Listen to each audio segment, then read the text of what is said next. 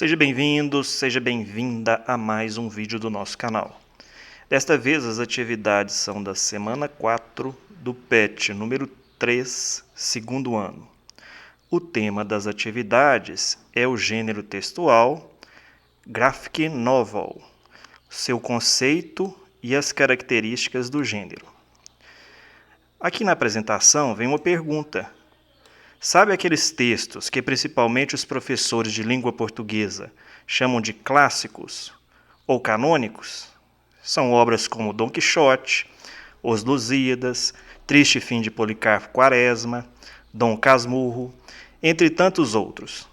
Às vezes, em uma atividade escolar, é necessário que façamos a leitura desses ou de outros clássicos.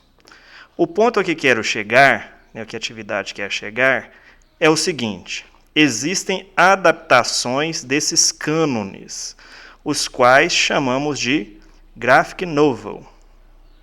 A tradução literal do termo graphic novel é histórias em quadrinhos.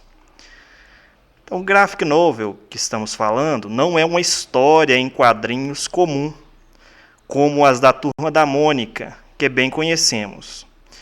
Graphic novel retrata uma história mais longa e densa, semelhante aos romances literários e outros textos em prosa. Portanto, é um romance com toda a sua complexidade narrativa e personagens, contada por meio de quadrinhos. Por isso, é comum vermos graphic novels de textos clássicos de nossa literatura. Neste gênero literário, a mensagem não é construída somente pelas palavras, pela escrita, mas também pelas imagens e ilustrações presentes. Desse modo, a presença da linguagem verbal, da não verbal e da híbrida são constantes. Porém, a híbrida é predominante, ou seja, a linguagem mista, que vai utilizar tanto as palavras quanto as imagens. Para recordar, vamos ver aqui o que é linguagem verbal, linguagem não verbal e linguagem híbrida. A linguagem verbal é expressa por meio das palavras escritas ou faladas. Então veja aqui no exemplo, não fume. A linguagem não verbal utiliza imagens, gestos, posturas, ilustrações, placas para expressar a mensagem, ou seja, tudo que expressa uma mensagem que não utiliza a palavra escrita nem falada. Então, aqui nós temos a mesma mensagem numa linguagem não verbal. E a linguagem híbrida é a que utiliza tanto a linguagem verbal, que é a parte escrita, quanto a não verbal ao mesmo tempo, também chamada de linguagem mista. O processo de adaptação de um romance para um graphic novel exige muito de seus autores. Para ilustrar esse processo, vamos ver um exemplo. Então veja aqui o exemplo da adaptação de um trecho de O Cortiço, de Heloísa Azevedo. Na transformação do romance original em graphic novel, o autor faz uma espécie de resumo do que foi dito no romance. João Romão foi dos 13 anos aos 25 anos. E aqui na história em quadrinhos, ele coloca João Romão trabalhou dos 13 aos 25 anos. A outra parte em que diz que foi empregado de um vendeiro que enriqueceu entre quatro paredes de uma suja e obscura taverna, o autor resume só como trabalhou numa taverna, onde ele descreve o bairro. Nos quadrinhos ele coloca somente no bairro de Botafogo.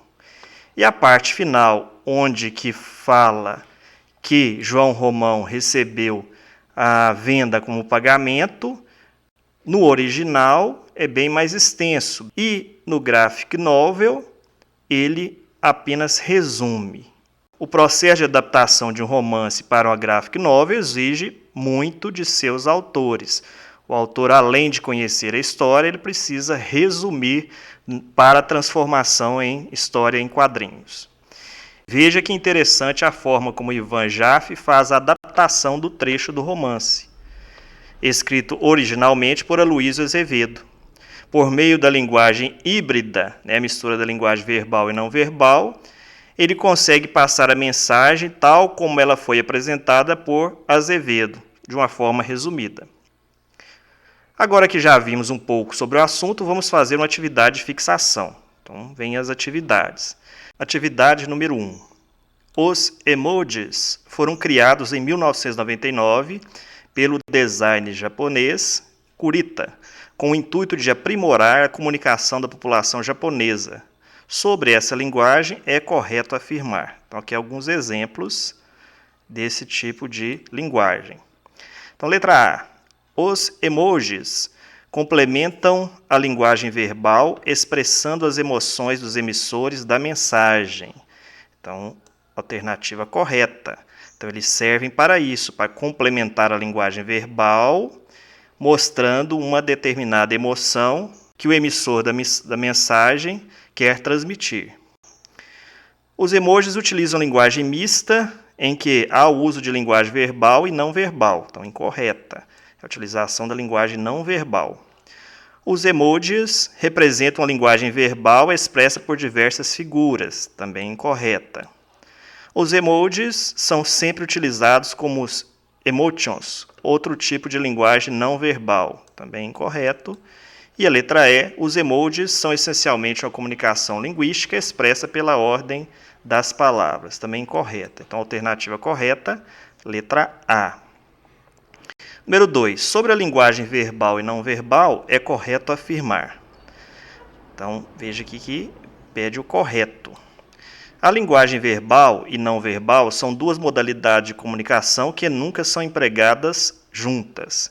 Então, falso. Elas são utilizadas juntas. Elas podem ser utilizadas juntas, como nós vimos nas histórias em quadrinhos.